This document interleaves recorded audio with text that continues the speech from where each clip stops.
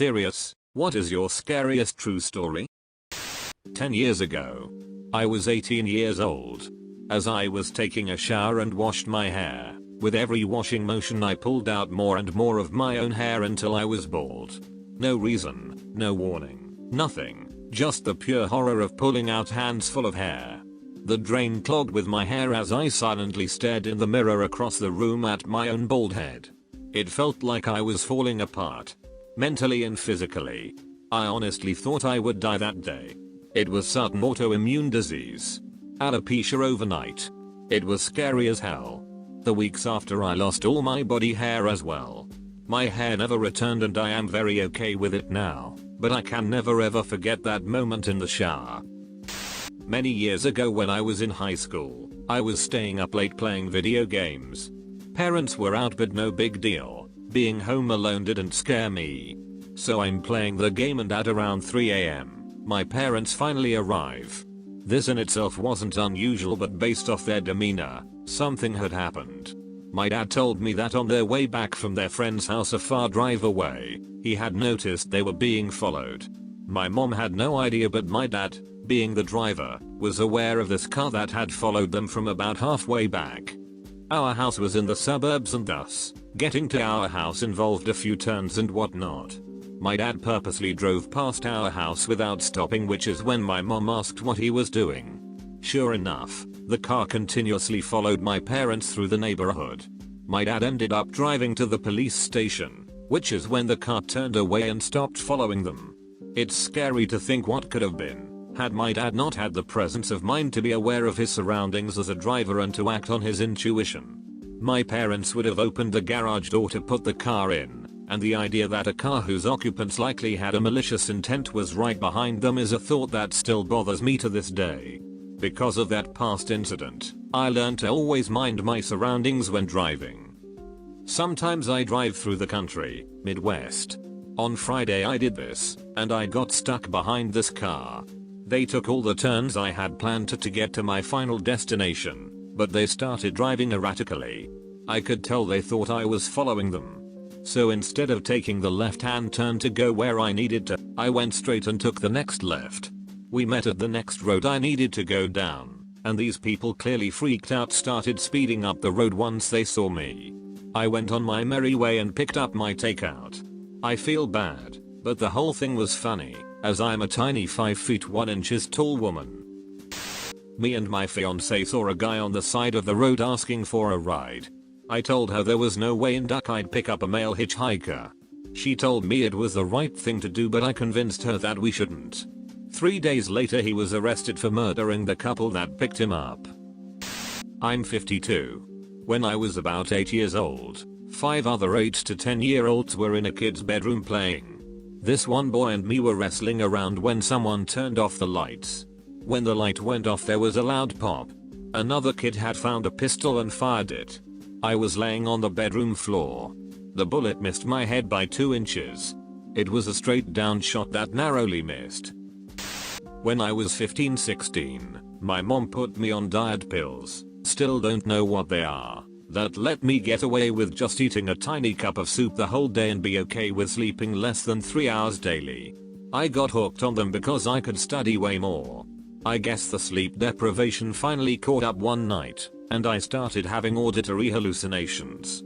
It started with white noise, then morphed into what sounded like a garbled shouting argument between a bunch of people and started echoing until it became a man with a deep sinister laugh, laughing hysterically.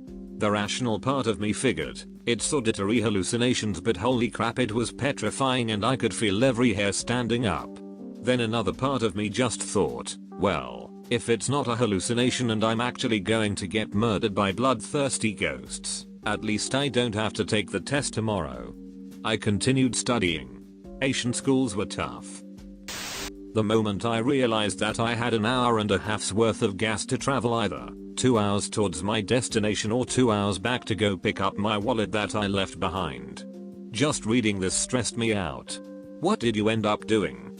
Oh, haha, nothing. I just frantically looked through my bags for 15 minutes and then dropped my phone into my not actually empty yet drink, killing it. I'm not bullshitting you. This was the worst drive of my life. Ended up emailing my parents using Wendy's Wi-Fi with my laptop, and they rescued me. Working with a serial killer who was arrested by a SWAT team moments after we were in the same lab together. He had a gun on him at the time. I just posted this in another thread but thought I'd go into detail. Someone broke into my house today and made himself a plate of food, took a shower and put on my father-in-law's clothes, and even switched my laundry. Me and my girlfriend walked in on him sitting by the front door. My girlfriend's father knows a lot of people, and he was wearing my girlfriend's father's work shirt, so we just assumed he knew him. He asked us if we believed in God and told us the church sent him. We ran out immediately and called 911. He did not chase us fast at all. He calmly walked out the door as we drove away. While on the phone, we watched him hop 2 fences very calmly. He saw the cop coming down the road. He came in literally 1 minute 30 seconds, thank God, and itched the shirt. We didn't know if we had locked our gun cabinet, so we didn't know if he was armed. The cop jumped out and detained him, and he calmly went to the ground. He destroyed the house but didn't take anything. He ruined my girlfriend's parents' bathroom door, like he got stuck inside the bathroom. He tore the tile in our room. He made a pile of what he was gonna take but didn't even run when we caught him. My girlfriend is very shook up because this guy must have been here while we were, because we were only gone for 45 minutes. The timing of when we got home was so perfect. My girlfriend accidentally honked the horn when we pulled up, notifying him that we were home.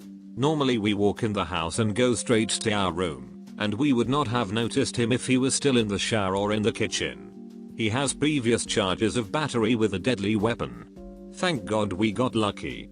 He was definitely watching the house to know our very predictable leaving patterns. Drugs are a crazy thing. When I was in high school, I was walking home alone in my school uniform, and this car stops in front of me as I am trying to cross the road. The guy driving it asks me if I was still a virgin. I tried to walk around the car and ignore him, but he keeps moving the car to stop me from crossing the street. I look around to ask for help but the street was deserted. I have never been so scared in my life. I finally ended up walking back up the way I came as fast as I could, hoping to find a way to hide or ask for help.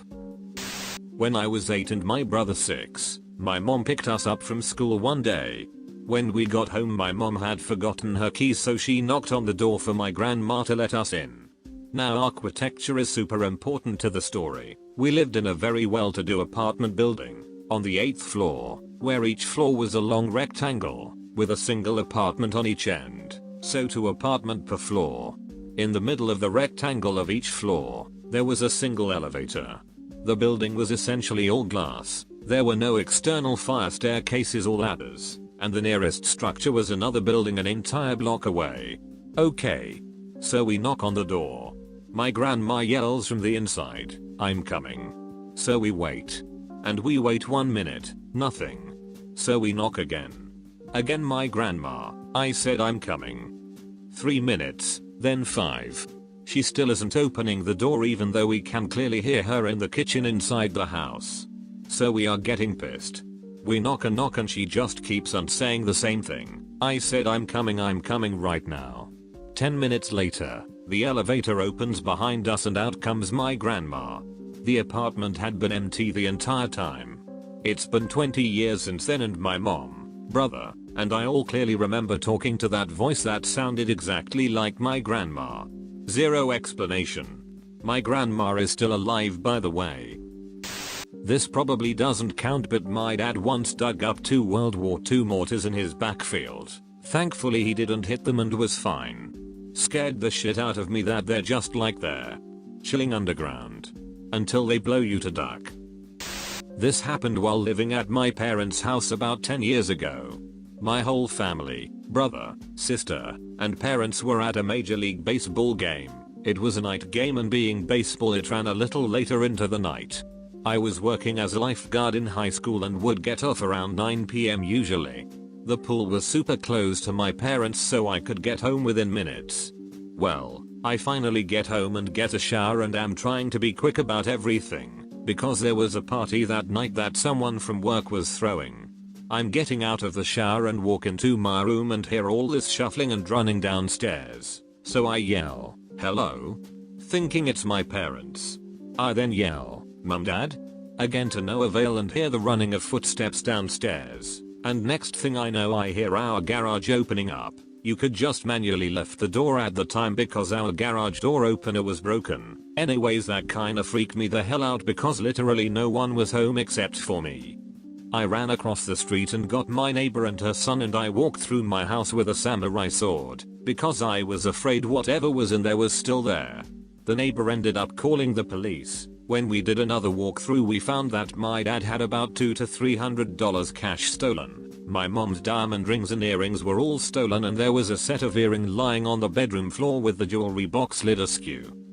What happened was my parents' house was in the process of getting robbed while I came home. I was in the house with the intruders for some time before they realized I was home, and heard the shower running and me starting to yell for my parents, which startled them and made them make a run for it, hence the footsteps and shuffling I was hearing. And the escape route was through the broken garage door, which they must have scouted out about our house for some time. The cop said that was the third break-in on our area within the past week, and they have been on the lookout for suspicious people without tipping off the public. Real shit.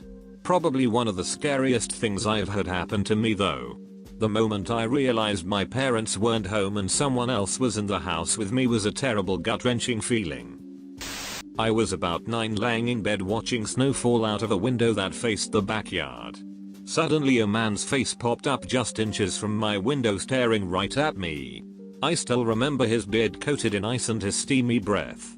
After a few seconds I unfroze and ran into my mom's room.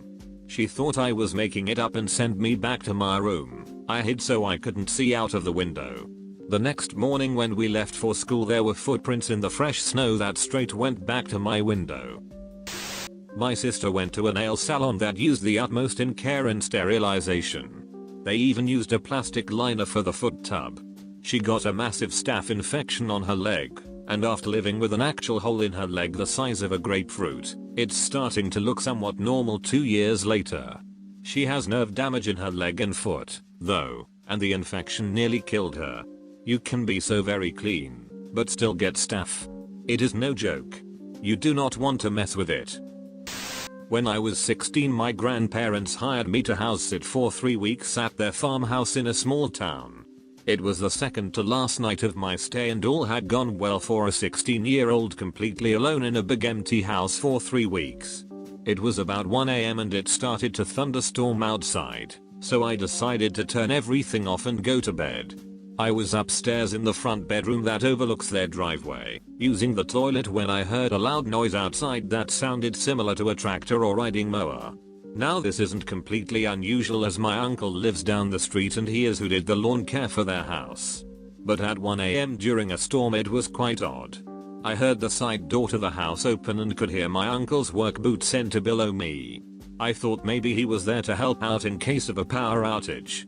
What really got to me though was the fact that the 3 German shepherds were laying at the foot of the bed completely unaware, which is not like them at all. Those dogs go wild at a leaf falling to the ground 15 feet away. So I go to the window and look out at the driveway. No cars, no tractor, nothing. No one is out there.